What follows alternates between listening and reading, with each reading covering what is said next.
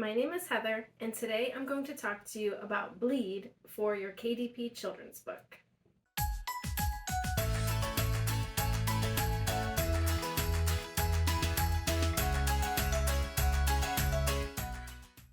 When you're planning out your children's book for KDP, you might see the term bleed everywhere. And this is because it is very important when planning your children's book. It's important from the very first step when you have your illustrator draw the pictures for your book, or whether you're drawing the pictures for your book.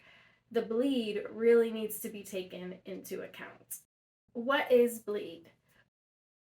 Bleed is when your artwork extends past the size of the page to account for trimming the page. When you create your artwork for, say, a book that's 8¼ inches by 8¼ inches, you're not going to create artwork that's exactly 8¼ by 8¼ You're going to want the art to extend a little bit past that size so that when it's trimmed down, you don't accidentally end up with a little white border. I'm going to show you a real-life example of how this could possibly happen. I printed out a page from my children's book in 2 different sizes. One is exactly 8¼ by 8¼ and the other one is a little bit bigger. There's actually 1/8 inch around 3 of the sides to account for bleed.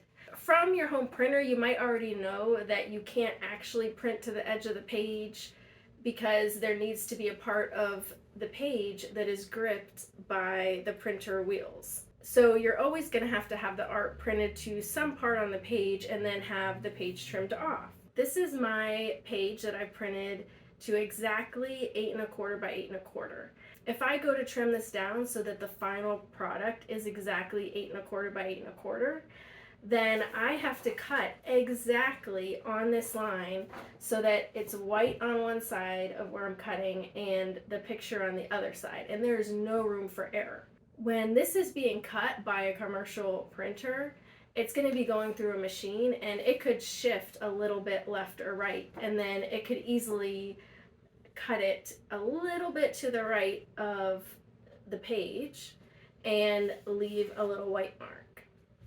However, if I were to cut this one that actually has a little bit of extra artwork on the edges, when I cut this down to exactly 8¼ by 8¼ I'm going to be cutting off some of the art, and that way it gives you a little bit of wiggle room when you're cutting.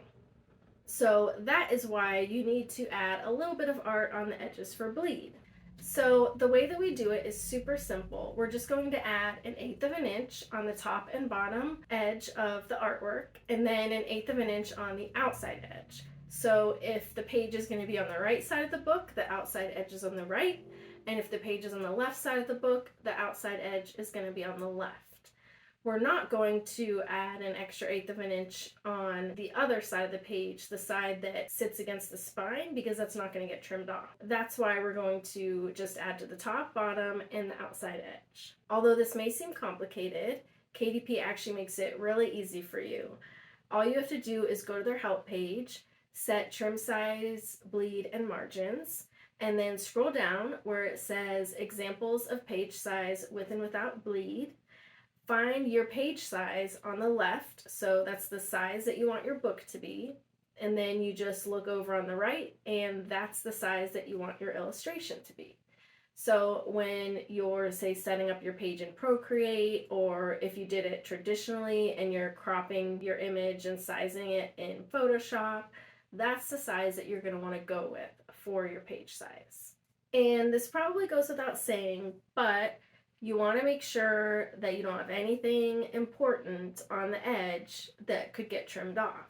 You want your text to be a good amount inside the page, along with any special artwork that definitely needs to stay inside the page. What this means is you want those important elements to be at least 1/8 inch inside the page size. That is called the safe zone, and if you have these within the safe zone, then you can just be absolutely sure they're not going to get trimmed off. So what I like to do is, if I'm in Photoshop, just set up some rulers that go 1/8 inch in so that you know that you're going to place things within that area.